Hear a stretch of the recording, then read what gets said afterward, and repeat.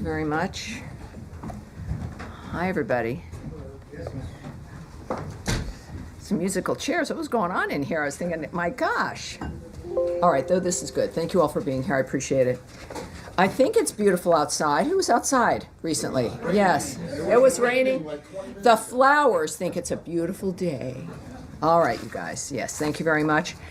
Yes, a couple of announcements here as we begin. Today, the State Department issued a security alert warning Americans against travel to Venezuela and bordering areas for any reason. Americans who travel to Venezuela or nearby border regions risk being wrongfully detained in prison for months or even years. I cannot emphasize enough the gravity of this warning. More U.S. nationals are currently wrongfully detained in Venezuela than in any other country. President Trump has obtained freedom for several Americans wrongfully detained in Venezuela since taking office, most recently last week, and we continue to do everything we can to secure the freedom of the remaining Americans wrongfully detained in Venezuela. We need to ensure that no additional Americans are falling into this trap. Our simple message for Americans: do not travel to Venezuela. The Secretary's highest priority is the safety and security of the American people. And thank you, everyone, especially everyone listening at home, for heeding this warning. Now, turning to Syria. There have been several major steps over the weekend to enact President Trump's vision of a prosperous Middle East and a stable Syria at peace with itself and its neighbors. U.S. Ambassador to Turkey Thomas Barak assumed the role of U.S. Special Envoy to Syria, and he met with Syrian President Ahmad al-Sharaa and Foreign Minister Assad al-Shabani in Istanbul. We also have taken significant steps to lift sanctions against Syria. On Friday, Secretary Rubio waived Caesar Act sanctions for 180 days, and the U.S. Treasury Department announced General License 25 and other relief measures. We are engaging with regional and global partners to open investment in Syria. The cessation of sanctions against Syria will advance our primary objective, the enduring defeat of ISIS, by giving the people of Syria a chance for a better future. The United States will remain focused on the mission to defeat ISIS and eliminating terrorists who threaten Americans. And that is our announcement. Some very good news, obviously. Many of us, we've all been talking about this from the beginning of my being at this podium. So it's a pleasure to give you some more specifics. And of course, with Special Envoy Barak, I think we're in very, very good hands. Let's start, surprisingly, with Matt Lee. Thank you, Tammy. I want to ask about Gaza, but do you know off the top of your head, or is it written down someplace, how many Americans are currently designated as wrongfully detained in Venezuela? Yes, those are numbers that we will not share. That's a dynamic that we consider, of course, an important diplomatic dynamic as well as a national security dynamic. So, no, I won't be giving you those numbers. All right. On Gaza, yes. What is the situation there, as you understand it, with the GHF and their first shipment or shipments in? Yes. Well, last week we knew there were some numbers. We weren't able to give everybody some specific numbers, but I have some additional numbers for you as well. We have great news to report out of Gaza. I like being able to be asked about it, and we can talk about the numbers that are going in. The Gaza Humanitarian Foundation, under the humanitarian principles of independence and impartiality, has commenced providing life-saving aid to the people of Gaza who desperately need it. Approximately 8,000 food boxes have been distributed so far. Each box feeds 5.5 people for 3.5 days, totaling 462,000 meals. And so those are the kinds of numbers, I think, as we're looking at what's important in moving that kind of aid through the area. Right, but there was apparently some incidents today involving potentially shots being, or at least warning shots being fired, and hundreds. Well, yes, Hamas still has weapons. Hamas is in a situation here where all of this could have stopped, of course, if they had released the hostages and put down their weapons, but they refused to do so. They've also rejected ceasefires. So that's without confirming what might be gossip or single reports. the fact of the matter is Hamas has been opposed to this dynamic. They have attempted to stop the aid movement through Gaza to these distribution centers. They have failed, but they certainly tried. The bottom line is the real story here is that the aid is moving through, and in that kind of an environment, it's not surprising that there might be a few issues involved, but the good news is that those seeking to get aid to the people of Gaza, which is not Hamas, have succeeded. And last one, really briefly. Yes. I won't take up any more time, but my understanding is that the administration is not particularly happy with the position that the UN and its agencies have taken with regard to these shipments. Is that correct? Well, it is. From the very beginning, I'd mentioned and we had heard about the resistance by certain NGOs and the UN. It is unfortunate because the issue here is getting aid to Gazans.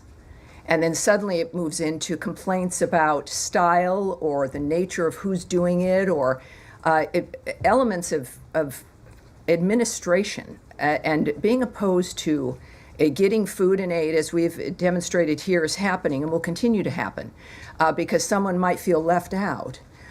Is, I think, the height of hypocrisy. So the bottom line is that clearly people who care about the nature of solving this problem are taking action and moving it forward, and that's what counts. That's what matters. Yes, Andrea. Yes, ma'am. Cindy McCain of the World Food Program was on CBS yesterday with a very different narrative, and we are hearing from the ground today from our reporters and producers and camera crews that this incident was very serious, that it was not Hamas related. Cindy McCain said that Hamas is not breaking up the food deliveries, that people are starving and there are food riots because people are desperate.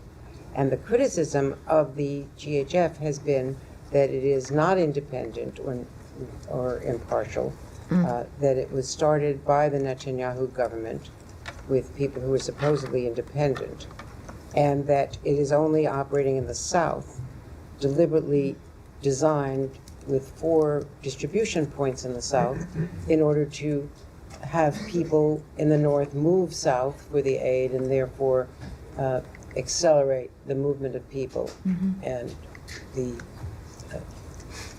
putting people in the South rather than in the North where they wanted to be. So there are a lot of controversies about this from the ground, yes. from all of our reporting. McCain said that no one had approached the World Food Program, which is still delivering food into Gaza, that people have been desperate. She had met with, as you know, the secretary. She said she welcomed that, was grateful for it, that the Rubio and McCain families have been friends for decades, but that they had a frank conversation about what's happening between Israel and the food deliveries, and that no one had even told them about this foundation or given them. Well, Andrea, this is where again there's certainly this is something the world is watching, something we've all cared about getting resolved. It is not an uncomplicated situation. This is, however, the first delivery of major aid, if not the only aid we've been hearing for months. I wish that Cindy McCain had spoken up, that they had found a way to move food into Gaza, because that certainly hadn't been conveyed to us. But now, which if that's the case, that's great. What I do know is that the people on the ground now, as the number I told you, I think is rather significant, 462,000 meals. That's what we're focused on. And that this is, and I'm not going to address either gossip or complaints or people who knew or weren't included or would do it a different way or who's shooting at whom. That Hamas, it's not Hamas. The real story here, the story is that aid and food is moving into Gaza at a massive scale at this point when you're looking at 8,000 food boxes.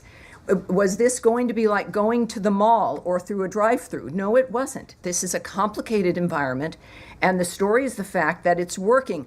I find it difficult that there are people who would go on television shows to complain about a process that is working and moving food into the area. Tammy, Will it improve over please. time? Would anything that we do improve over time? Yes, in all likelihood. And I think anyone would welcome someone like Mrs. McCain or anyone else who has a method within which to contribute to this effort to be able to do so instead of going on television and complaining. Tammy, And that's one follow-up, the please. real story is that this is succeeding, and I think we should all at least have the courage to embrace that. But until now, there has been a blockade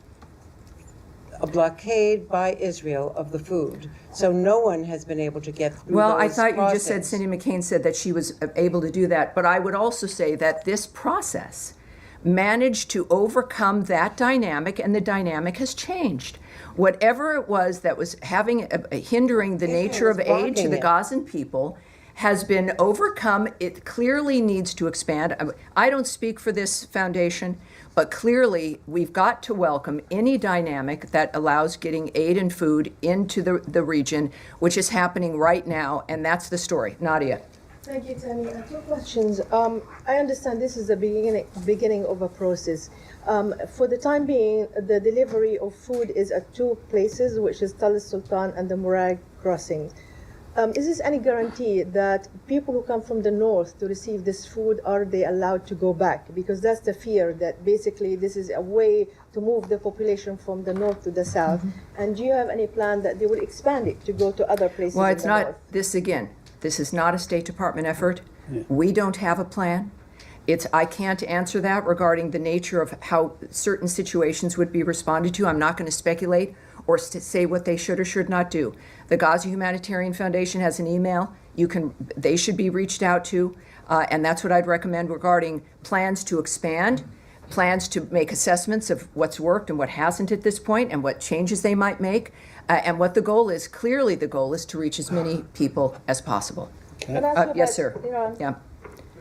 Go ahead, please. The Israeli Minister of Strategic Affairs is in town, according to Israeli media. Has there been any meeting between him and Secretary Rubio? And can you update us on the state of talks between Iran and the U.S.? Is there a new meeting planned ahead? Well, I will not discuss, as you might imagine, any meetings or conversations the Secretary's having that are not public or may not be happening. Regarding the latest rounds of talks regarding Iran, we can tell you that Senior Advisor and Special Envoy Steve Witkoff, of course, and Policy Planning Director Michael Anton participated in a fifth round of talks with Iran on Friday, May 23rd in Rome. The discussions were both direct and indirect and lasted over 2 hours. The talks continue to be constructive. That's not something that we've been able to say that in these particular talks, which is beneficial, and in this case they were constructive as well, and we made further progress. Both sides have agreed to meet again in the near future, and we are grateful to, once again, our Omani partners for their continued facilitation of the process. All right? Yes, dear. Just to follow up on the Gaza Humanitarian Foundation, because Sure. I think you talked about independence and neutrality that was involved in this new foundation, but I mean, quite clearly that's not the case. I mean, the IDF itself has said this has been done in coordination with it and the foundation, so it's clearly being done, and the security of it is carried out by, on the perimeter, Israeli forces and then American security contractors. The problem with that, and what all the experts in the United Nations say, is that you therefore have a situation where the aid is provided by an organisation that seems to be a party to the conflict. And that's what the UN has always avoided, because you potentially made the recipients targets.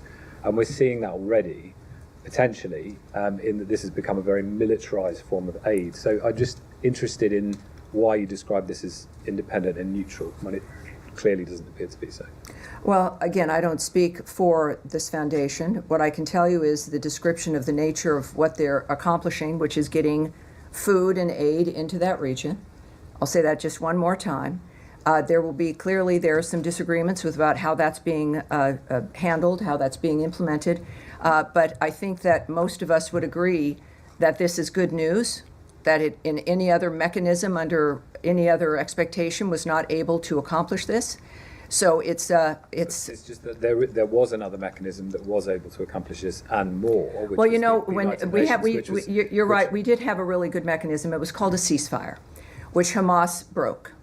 And it is a ceasefire and a plan that had been operating and offered, which they continually refused to accept, continued to hold hostages, as they still continue to not just hold hostages, but the bodies of the people that they've murdered. And they've refused to do the one thing that could stop this in a moment.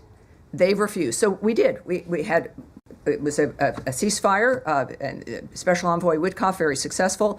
And Hamas decided, well, that was just too much of that. So the real story here is that there's food aid going in. There will be people, of course, who will look at some of the details and not like it. But then I think it shows us the priorities of certain individuals when it comes to, at first it was, let's get these people fed, and now it's seems to be something else in the meantime. Yes, sir, go ahead. Thank you, Tammy. Yes. Wait, no, sir. Oh, I'm sorry. I don't know who's speaking, but go ahead. Thank you, Tammy. Last week I asked you a question about the deals signed between the Kurdistan region government and two U.S. firms. You know what? We need to turn his microphone up, and you've got to keep your head up. I'll repeat the question. Keep your head up. Last week I asked you a question about the recent deals signed between the Kurdistan region government and two U.S. firms, the energy deals. And you encouraged Baghdad to work with Erbil to resolve the issues. But this week, the Iraqi oil ministry has filed lawsuits against the two deals with the American firms. So any reaction to that, and how this impacts the U.S. firms' incentive to invest in the region? And I have another question regarding Yes. Last week we discussed some of the difficulties here, but as I said last week, worth repeating today with this new news, is that the United States supports economic deals that benefit all Iraqis, including the two announced last week. We encourage Baghdad and Erbil to work together to expand domestic gas production as soon as possible. These types of economic partnerships will benefit both the American and Iraqi peoples and help Iraq move toward energy independence. U.S. oil companies have invested billions of dollars in the Iraqi Kurdistan region's oil sector. We hope to see additional investment from U.S. oil companies throughout Iraq. We know, of course, last week, Secretary of State Marco Rubio met with Iraqi Kurdistan Regional Government Prime Minister Mansour Barzani in Washington, also on Friday, May 23rd, a busy day here. Secretary Rubio and Prime Minister Barzani discussed opportunities to further increase trade and investment between the United States and the Iraqi Kurdistan region. The Secretary commended the Prime Minister for finalizing deals with U.S. companies to expand natural gas production in the IKR, which will help Iraq move toward energy independence. The Secretary and Prime Minister discussed their mutual interests in protecting the rights of religious and ethnic minorities in Iraq and Syria. The Secretary also reaffirmed U.S. support for a strong and resilient IKR as a foundational pillar of the relationship between that the United States enjoys with Iraq. We also believe that U.S. and Iraqi interests are best served by having a strong, resilient Iraqi Kurdistan region within a sovereign and prosperous federal Iraq. And we continue to support U.S. companies doing business in all of Iraq, including trade and investment between the United States and the IKR. As far as the nature of the lawsuits, it's, again, obviously we are looking forward to continuing these kinds of deals. We expect these kinds of deals to flourish and expect and would hope that they would be facilitated. But it's, again, we've got to underscore the importance of an independent and energy independent region, and this is one way that we're going to be able to do it. And another question on Iraq, Sure. In separate issue. Do you confirm if there's any U.S. involvement in any negotiations with Iraq to release Elizabeth Surkov, an Israeli-Russian academy kidnapped nearly 2 years ago in Baghdad? Has the Israeli government requested assistance from the U.S. government in this regard? I do have something I can tell you on this. There is some reports regarding an exchange discussed. Those reports are categorically false, although we remain committed to existing discussions regarding her, and we have and will continue to underscore with the Iraqi government the urgency of securing her release. That is Elizabeth Surkov's release. All right. Yes. Two questions. Today in Turkey, Foreign Minister Lavrov suggested there was some sort of prisoner exchange deal between Presidents Putin and Trump. Is there any light you can shed onto that? No, there's nothing. I have nothing to report to you about that. Not at all. Separately, there's reporting that the administration may require all foreign students to undergo social media vetting, and that embassies and consulates are pausing interviews for new student visas, according to a cable from Secretary Rubio. Is that accurate, and do you have any other information? Well, if you're discussing that, that's something that has not been discussed publicly. It would have to be leaked material if it exists. What I can remind everyone of, which we've discussed for months here, is that we use every tool in our tool chest to vet anyone coming in who wants to come into this country, and in order to do so, it has to apply for a visa to gain access to our nation. So every sovereign country has a right to know who's trying to come in, why they want to come in, who they are, what they've been doing, and at least hopefully within that framework, determine what they will be doing while they're here. So that's nothing new, and we will continue to use every tool we can to assess who it is that's coming here, whether they are students or otherwise. All right. Yes, go ahead. Can I switch to Russia, Tammy? After the Istanbul talks, Secretary Rubio said he didn't believe they were a waste of time because the Russians were going to be putting forward this proposal for potential ceasefire and end to the war. The Russians still have not given the U.S. that proposal. So do you still believe that this wasn't a waste of time? And when is the U.S. going to actually levy these sanctions that have been warned about and perhaps walk away from negotiations? Well, you've seen, I'm sure, President Trump's tweets. Yes. He is the one who recently spoke directly to President Putin and is the one whose vision of diplomacy, of getting these wars to stop across the globe, but certainly that one can be arranged. He's been very optimistic, he has. And as we've seen over the last few days, including this morning, the president has been very blunt about his opinion about President Putin. What I can say is that also, by the way, which has generated, I think, the president's ire and all of our extreme concern, are the attacks resulting in civilian casualties in Ukraine. The president has said many times this has to stop. We are monitoring reports that this weekend's airstrikes by Russia constituted the largest aerial assault on Ukraine since the start of the war. Obviously, our thoughts, prayers, and awareness sits with the victims and their families. We are calling for restraint and urge all parties to avoid further escalation. We continue to support direct talks between Russia and Ukraine. The president supports any mechanism that leads to a just, durable, and lasting peace. Any mechanism. There is no military solution to the Russia-Ukraine conflict, and a diplomatic solution is necessary. I will, for those who did not see the president's statement indicating the extremity of his concern from last night, just as the top, I've always had a very good relationship with Vladimir Putin of Russia, but something has happened to him. He is needlessly killing a lot of people, and I'm not just talking about soldiers. Missiles and drones are being shot into cities in Ukraine for no reason whatsoever. And that goes on, and that's from his Truth Social account. And this morning, he noted, what Vladimir Putin does not realize is that if it weren't for me, lots of really, really bad things would have already happened in Russia, and I mean really bad. He's playing with fire. Sorry, Yes. one quick follow-up, Tammy. The Germans say the U.S. has lifted all of its restrictions on the use of long-range weapons. Can you confirm that, and when was that? I'm not going to taken? discuss that. No, I'm not going to confirm that. Yes. Thanks, Tammy. On that memorandum for peace that Russia's supposed to be coming up with, was there a timeline ever set for when Russia needed to hand that over? Do you see this as a delayed tactic, stalling direct talks? Well, I can't speak to what if there was what the agreement would have been if there was a timeline. I can't share that information. I think clearly you should look to the president's sentiment that he's made very public as to indicate whether or not he's satisfied with what they've done. Yes, sir, in the back. Let me follow up on that question. Get your reaction to Russia's response to the president's tweet, calling it "quote unquote" emotional. Yes, well, I'm not going to speak about the president's emotions, but I think one reason why he was elected with a mandate last year is that we can all relate to him. He's transparent. He's doing something he cares passionately about. He knows what he wants to accomplish. He inherited a world that was on fire and is determined to stop those things. We've heard his remarks about all of this, clearly indicating a personal interest in the nature of what is occurring.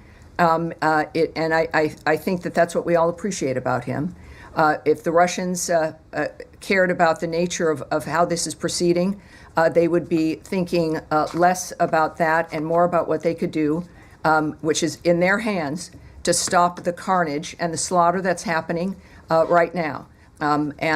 So it's, I think, pretty clear where both sides are at this point. And given the president's public frustration of Putin, is it fair to expect some immediate policy adjustment? I wouldn't call it frustration. It is a statement of the man who has led the effort for peace in so many different regions, making it clear and being completely transparent about his opinion about what's transpired. And I think that is something Russia should take seriously. Americans certainly do. And there are, as I've mentioned last week, that there are many different things that the president has at his disposal to make sure that our position is felt and that can be used to make an impact to stop this carnage. Yeah. Yes, sir. King Charles has been speaking to the Canadian Parliament in the last few hours, saying that Canada faces another critical moment and is determined to protect democracy, self-determination, and freedom. The true North is indeed strong and free, and that's being sort of seen by many as a clear endorsement of Canada's sovereignty, a rejection of the idea of it being the 51st state. Do you endorse his sentiments? I'm a fan of Prince Charles, King Charles, and of Prince William and Princess Kate. I think they're a great family. That's it. Yes, John, go ahead. If you don't mind, let me go back to the student visa issue. Leaving aside the issue of the cable, the Secretary himself has said that the vast majority of students in the country, foreign students, have done nothing wrong. They shouldn't be worried about their visas. They're welcome to study at American universities. People going to universities this fall, foreign students, should they be concerned that their visas won't be processed in time? Do you think that is the State Department confident that people can still attend autumn semesters? Well, this is every dynamic, and again, we don't speak about individual visa cases. We don't speak about the nature of the choices made about individuals. We do know, though, that we take very seriously the process of vetting who it is that comes into the country. And we're going to continue to do that. We're going to continue to vet, and we continue to have an interest. Again, whether they be student or if you're a tourist who needs a visa or whoever you are, we're going to be looking at you. I think it seems to be such a controversial thing that's going on, but it shouldn't be. And every nation should take seriously and does who's coming in. So if you're going to be applying for a visa, follow the normal process, the normal steps. Expect to be looked at, and we go on from there. And processing delays, do you expect students applying now to again, I can't speak to their individual experiences, but of course it seems like the nature of the reaction to this is that, but I can't, we've always vetted people trying to come in. We've always looked at visas seriously. It's why we have a visa, so that you can stop and look at someone. So I can't speak about what the individual experience will be, but the fact is that everyone knows that it's a reminder, certainly, that we're taking it seriously. Yes, go ahead, certainly. And you just said it. There is a vetting process for anybody who's coming in the country, but what is different now? Is there a new criteria, a new mechanism? What's different? Well, yes, we in addition to not discussing, for privacy reasons and a whole host of other reasons, discussing individual visa processes with an individual, but we also don't talk about the methods. We're not going to lay out here with the media the nature of the steps that are taken, the methods that we use. That would seem to be a little bit counterproductive, perhaps. But it is a goal, as stated by the President and Secretary Rubio, to make sure that people who are here and understand what the law is, that they don't have any criminal intent, that they are going to be contributors to the experience here, however short or long their stay is. And so the details of which I won't reveal, but it's one that will hopefully achieve our understanding of who deserves to visit this country and who does not. And just on Gaza, if I may. Of course. There were, to say it mildly, there were some challenges today delivering the aid parcels to Gaza. If there are more challenges of this sort, or if these challenges intensify, what do you expect? Is there a plan B? Does it stop? You Does it... contact the Gaza Humanitarian Foundation. I know it can be, it's difficult in that this is something that we've all hoped for and have wanted to help see succeed. But the fact is, this is not a State Department project or effort. So we're not in a position to make that declaration and even really speculating. The people who've done this clearly want to do it. They want it to succeed. And I think addressing this with them might be very useful. Yes, Saeed. Thank you. Thank you very much. Just how can one contact the Gaza Humanitarian Foundation? This seems to be the gripe. I don't think anyone would Nations. appreciate it if I gave out an email right here from the podium. I think there's a thing called the internet, and you can type them in, and you will get an email address. Okay. There's a lot of you, I think most of your reporters, I think a number of you understand research and the typing in of the interweb tubes, which will give you that information, sir. Okay. Just a quick follow-up Yes. on 2 points. Now, the gripe of the United Nations is that not knowing who this organization is and who stands behind it, who's going to finance it, and so on. They also say that there are very sparse or a couple of entry points and so on. They need more entry points. Yes, everyone has an opinion. Right. I understand that. Because- What I do know, too, is for the first time ever, Saeed, with your very well-founded concern, I can tell you that over almost 500,000 meals have been delivered into that region. I am pleased to be able to say that to you without dealing with someone or an entity or a group that isn't entirely happy because it's not absolutely perfect or because they would have done it differently.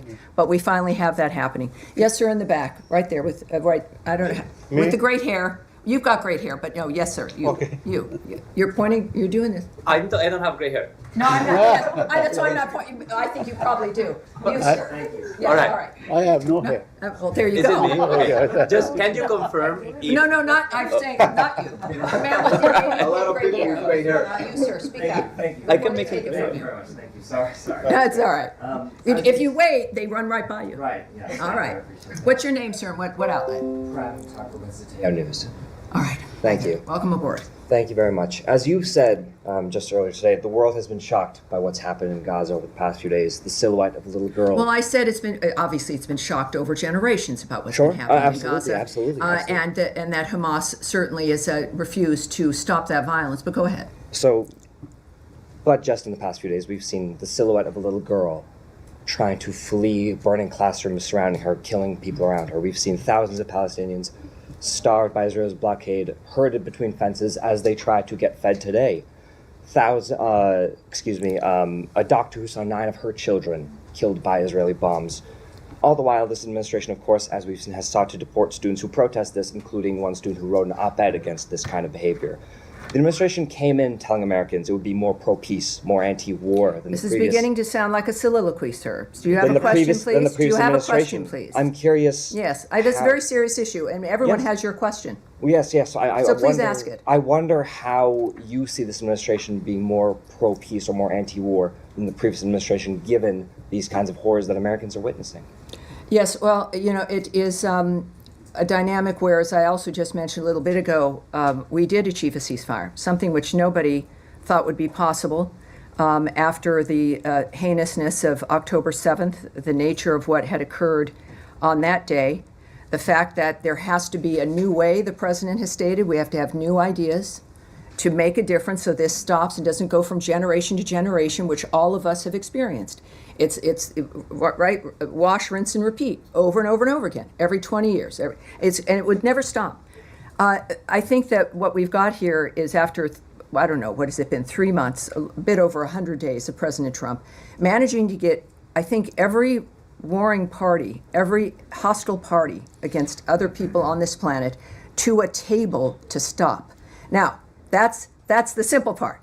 Making things happen and making it last is another thing. Hamas, we did have a ceasefire. And then Hamas decided once again that was just not going to do, and they continue to do what they do. That, first of all, again, regarding that particular issues over the last few days, we call on all parties to this conflict to take every feasible measure to mitigate civilian harm. We refer you to Israel for more information on its airstrikes. And we also know, as we all do, and this is one of the things that we've discovered time and time again, that Hamas uses hospitals and other humanitarian areas as human shields.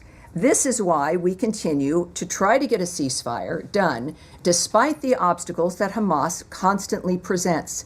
It is apparently their hope that we would just give up and go away, or that the usual status quo would continue. But President Trump is not that person. He's a person who gets it done. And after decades of conflict, I understand you're frustrated after maybe 3 months of it not being perfect yet. But that is what we are going for. We will continue to work for this. It is President Trump's commitment.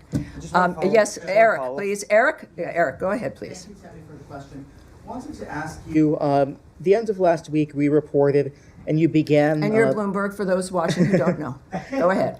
You began the conversation today, or excuse me, the briefing today, with a reference to Venezuela and to the challenges faced by Americans in Venezuela, the repression of the Venezuelan regime. Correct. The license for Chevron to produce oil in Venezuela expired yesterday. Our reporting is that there's a very narrow license for basic maintenance to make sure that equipment that's in the country doesn't become completely unusable, so that one day if there's a change of government, it might be possible to drill and produce again. This is a license that would have to come from the administration. Do you have anything on that as far as whether that's been granted? I can't speak to that at all, but what I can say is actually your timeline on the Chevron license is wrong. It's tonight at 11:59. Gotcha. So this is the last hurrah here. That will expire at 11:59 this evening. Okay. What we can say, of course, also is that, just to be very specific, we, beyond the warning, of course, to Americans, is that we will not allow any money to move to the Maduro regime that assists their regime. We are, of course, very conscious of the dynamic regarding, as we discussed earlier, as you noted, those who are held wrongfully in Venezuela. But we also are going to make sure that, as the Secretary made clear last week, that this license expires. That, of course, is going to be felt. And we also know that the instructions, the President's instructions to Secretary Rubio, that he took steps, of course, to terminate all Biden-era oil and gas licenses that benefited Maduro's regime and lined the pockets of his cronies. We are going to continue to deny any funding of the Maduro regime that it uses to oppress the Venezuelan people. So I hope that answers both of those questions. Yes, sir. Thank you. Gaza, specifically because tomorrow the Germany's foreign minister is going to be here and meeting with the secretary. Germany's government has kind of shifted quite a lot in the last few days on their position of support for Israel. They've been, alongside the US, one of the main backers of Israel in this war, and now they're saying, the Chancellor is saying that the war in Gaza is no longer justified by the need to fight Hamas. So it seems like whatever coalition was left of countries, including the US, backing Israel seems to be getting smaller. Are you concerned that there's even less international support for Israel?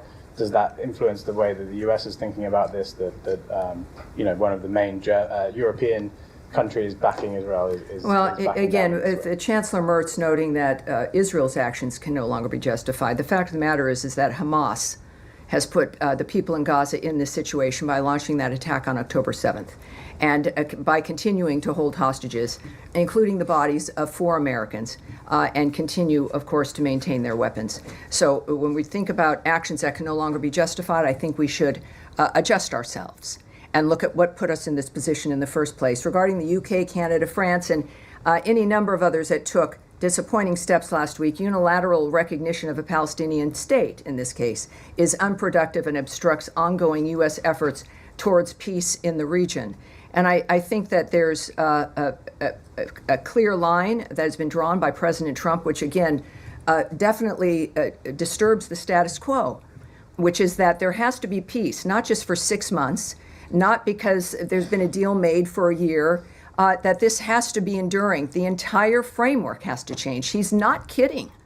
He's not kidding, because otherwise, in 5 years or sooner, someone will be in your position, someone else will definitely be in my position, having the same conversation. We can't allow that to continue. That is President Trump's understanding and vision of the change that needs to occur. And the fact is that the status quo does seem to be perhaps the easier thing to maintain, but it's not the one that's going to save lives. All right, yes, there, right there. Go ahead, speak up. Yeah. Thank you, Tammy. President Gustavo Petro. What? No, excuse me, sir. I'm sorry. Yes, that will get you not called on, because you can tell I'm not looking at you. Go ahead, sir, please. Yeah, I have two questions. The first one is about Russia and Ukraine. We're seeing the Secretary of State several times saying that the U.S. are closing to stepping back in different ways, and we know the U.S. did play several cards. So what can we expect if this is happening? It means providing more weapons to Ukraine in order to leverage with the Russian, or just it means doing nothing? Well, President Trump and Secretary Rubio have said multiple times that this is not a war that can be solved through the military and through violence, that it has to be done diplomatically. At the same time, you've heard President Trump note that there has to be direct talks between the parties. Direct talks between Russia and Ukraine. And also President Rubio's comments now for weeks that unless there was progress, that our approach would change, not our support for ceasefire or helping to achieve it, but the issue of mediating might adjust. As of right now, of course, there's a lot that's in flux, and President Putin is getting a sense of President Trump's anger at the nature of what's transpiring. But I think that it's clear that both parties need to begin to look at this situation in a direct way with each other to make the difference at this point. Can I go follow up? On Gaza and Israel, is there a limit to President Trump patience, let's say, or he will? I'm sure there is. Keep letting Prime Minister Netanyahu doing what he's doing in Gaza, or President Trump at a certain point will say, "Stop, let's." Well, sit down. if you see President Trump, you could ask him directly that. I'm not going to presume. I know I'm not going to presume President Trump's frame of mind about what he's willing to do or won't do. This is a man who's serious about getting a situation finished, of getting a deal done, of ending the situation which he is clearly confident it can end. My assessment of what he would do, he's him for a reason, and I'm not him. The last thing I think any of us want to do is second guess the president, certainly in this case, President Trump. He's also a human being, even though sometimes, he does more than what the average human being can do. But I feel that, as we've seen today with Putin, that there is a point that he looks at things differently. And how that manifests, just like with everything else in this administration, it will happen quickly. And that's what I've got for you today. Thank you, everyone. Thank you, and I'll see you on Thursday. Happy ending of the Chevron license day. Happy ending. All right. Thank you. Thank you. All right. That's it. Thank you.